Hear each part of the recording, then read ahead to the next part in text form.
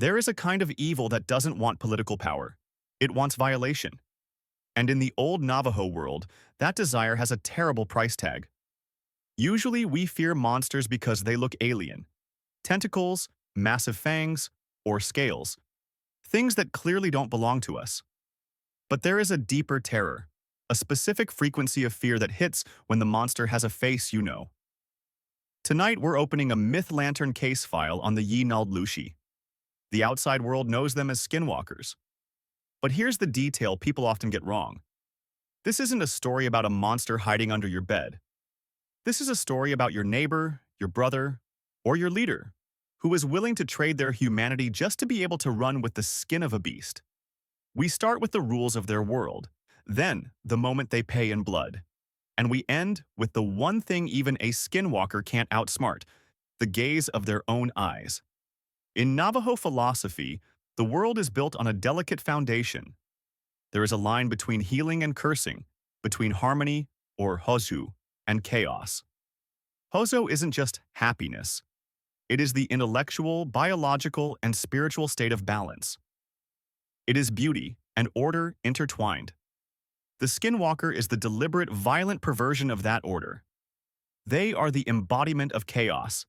And from this moment, our question changes from, are they real? To, why would a human choose to become such a thing? Because the trigger isn't a battle, it's a choice. Let's set the record straight. Pop culture has turned the skinwalker into a cryptid, some kind of mutant animal roaming the woods looking for random hikers to eat.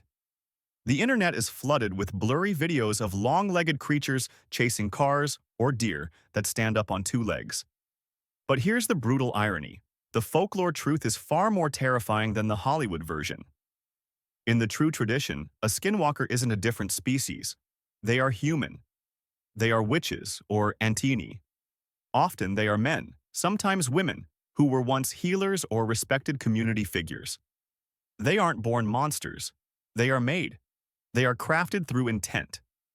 They possess the ability to shapeshift, or more accurately, to wear the form of an animal, most often the coyote, the wolf, the bear, or the owl.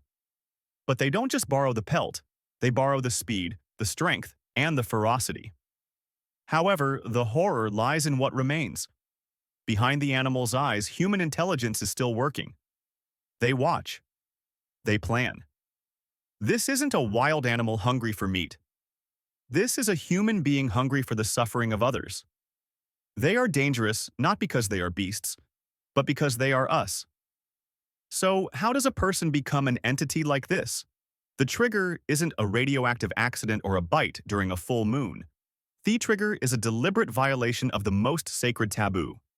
To gain this power, to cross the threshold from human to Yee Naaldlooshii, which literally translates to he who goes about on all fours, the prospective witch must commit an act that destroys the soul. The legends say they must kill a close relative, a sibling, a parent, a child. This is the ultimate initiation into the dark. By severing the blood tie that is most sacred, they sever their tie to humanity itself. They destroy their own capacity for empathy as a down payment. Why would anyone do this? Because in the old world, this forbidden magic offered a shortcut. It offered a way to exact revenge on enemies, to hoard wealth, or to unnaturally extend one's life. But like Odin trading his eye for knowledge, the skinwalker trades their soul for power, and the price is never fully paid. Imagine a night in the American Southwest desert. The air is cold, the sky is so vast it makes you feel insignificant, and the silence is so heavy it makes your ears ring. The escalation happens when that silence is broken by a sound that shouldn't be there. Skinwalkers are known for their ability to mimic. This is their primary psychological weapon.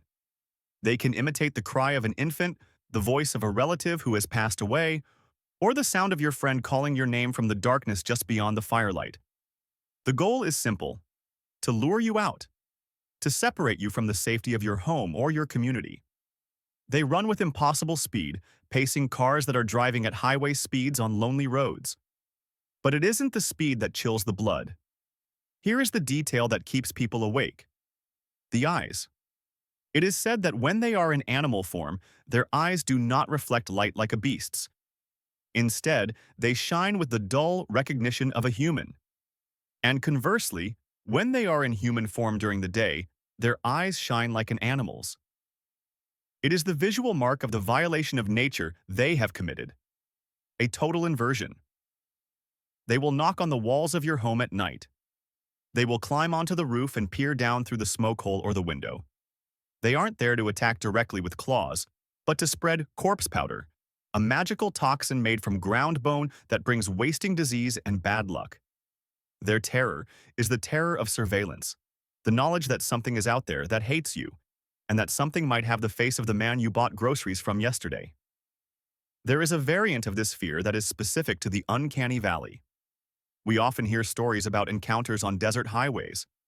A truck driver sees a large dog on the side of the road. But as the headlights sweep over it, the way it moves is wrong.